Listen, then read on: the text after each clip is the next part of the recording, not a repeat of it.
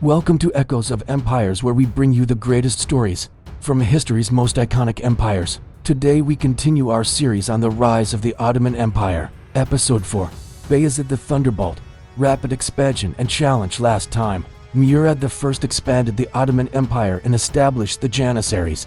His son, Bayezid I, ascended the throne in 1389. Bayezid would earn the nickname the Thunderbolt for his swift campaigns. But could he maintain this rapid expansion without making crucial allies?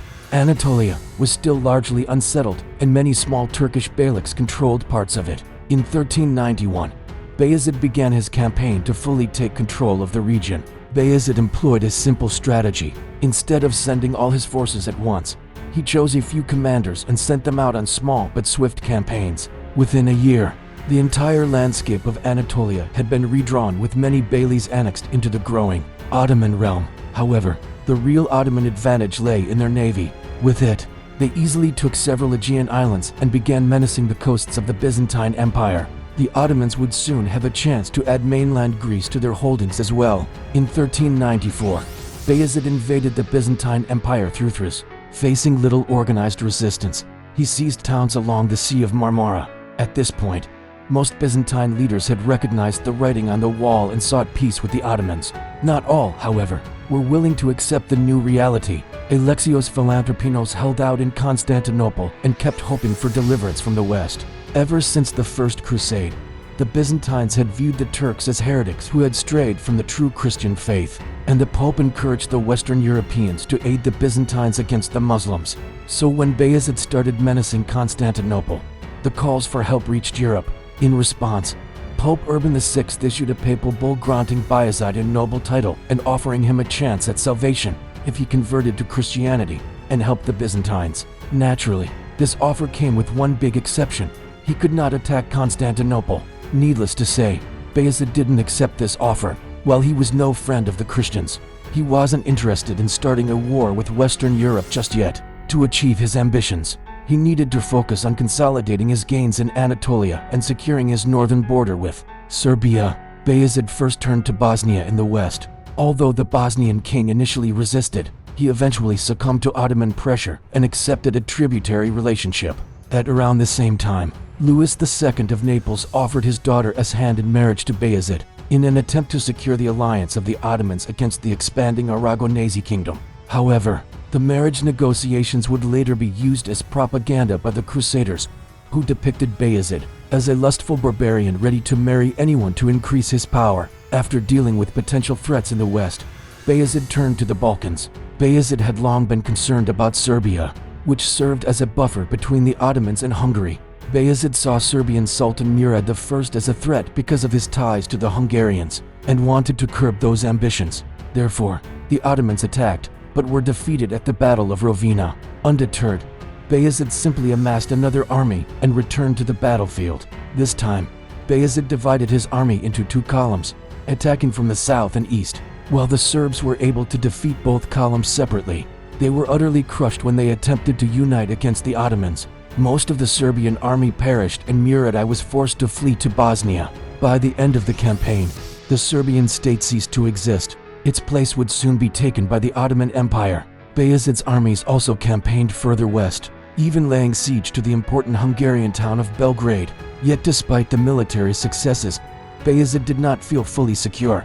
There was a potent threat lurking to the east in Persia. Timur, also known as Tamerlane, was creating a Central Asian coalition against the collapsing Mongol Yuan dynasty. In 1395, Timur wrote to Bayezid claiming the title of the Great Khan, implying that the rest of the world, including the Ottoman lands, belonged to him. Bayezid naturally rejected these claims and in turn insulted Timur's wife. Enraged, Timur then prepared for war. Bayezid, eager to strike first, crossed the Halys River and entered Asia Minor. Timur retreated into Persia, and there the two armies met. Bayezid deployed his trademark fast cavalry and broke through the Persian lines. However, Timur's artillery proved deadly, inflicting heavy casualties on the Ottomans. Realizing that he was in trouble, Bayezid retreated to reorganize his army. Timur pursued him relentlessly and chased the Ottomans into a valley near the town of Ankara. There Bayezid made camp, thinking he had found a safe location. What he didn't know was that Timur had surrounded the valley with his army. As dawn broke, the Ottomans found themselves trapped. Though they fought valiantly, The Ottoman army was decisively defeated. Bayezid himself barely escaped with his life, though Timur had won a great victory. His health was failing. He died in 1405, leaving his empire to his grandson. But before his death, he sent a letter to the captive Bayezid demanding submission. Of course, the proud Ottoman Sultan refused, preferring to die rather than submit. Timur responded by having Bayezid's sons put to death in front of him. Then he imprisoned the defeated ruler, blaming him for his recent ailments and forcing him to pull a chariot like a horse. For 8 years, the old and ill Sultan was paraded around Timur's court until his own death in 1403. This humiliating end to an ambitious ruler is often called the Ankara catastrophe. After Bayezid's death, the Ottoman Empire descended into civil war, known as the Ottoman Interregnum. This period lasted until 1413 when Murad II ascended the throne. The Ottoman Empire would recover, but it would never again be as strong as it could have been under Bayezid. In the meantime, the Ottoman provinces in the Balkans rebelled, exploited by opportunistic nobles. The Black Sea coast was lost to the Russians, and internally, the empire was torn apart by infighting. When Murad II finally took the throne, he had to suppress rebellions, reassert Ottoman control over the Balkans, and undo the damage inflicted on the empire during the interregnum. Nonetheless, the Ottomans would go on to become a major power in Europe. Under the reign of Murad II and his successors, they would conquer Constantinople in 1453, marking the end of the once mighty Byzantine Empire. So what could have been? Would Bayezid have conquered Constantinople if he hadn't been defeated at Ankara? Would Timur have pushed on after his victory? Or would he have been satisfied with crushing the Ottomans? Let us know in the comments below. And thank you for watching. If you liked this video, please click the like button. It encourages us to keep telling these epic tales. And don't forget to hit that subscribe button so you never miss an episode. And finally, if you wish to support us even further, consider becoming a patron where you can suggest future topics and get exclusive content. See you next time.